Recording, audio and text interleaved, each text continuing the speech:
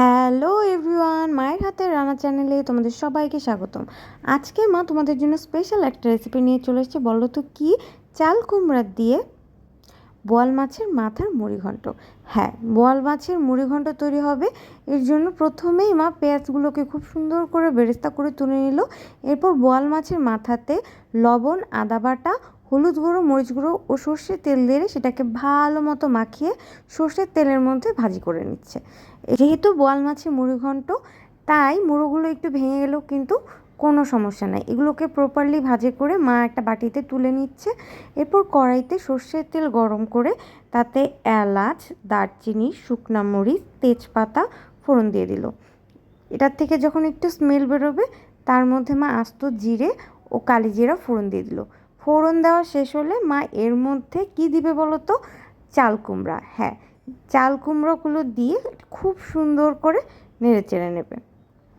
যেহেতু চাল কুমড়ো হতে খুব একটা সময় লাগে না, তাই এর মধ্যে লবণ স্বাদ মতো, এরপরে 1 চামচ আদা বাটা, 1 চামচ হলুদ গুঁড়ো, আধা চামচ মরিচ গুঁড়ো, আধা চামচ ধনিয়া গুঁড়ো।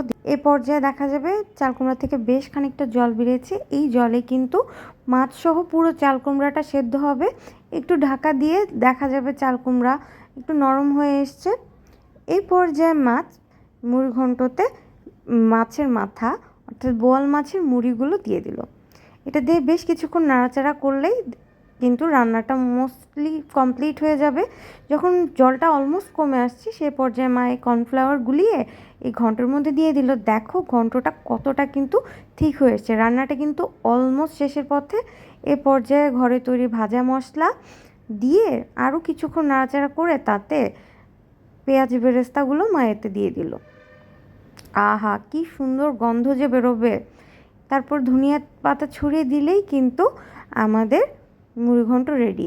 তাহলে দেখলে তো কুমড়ো কিভাবে তৈরি করতে হয়। মুড়িঘণ্ট দেরি না করে এখনই রান্না করে ফেলো।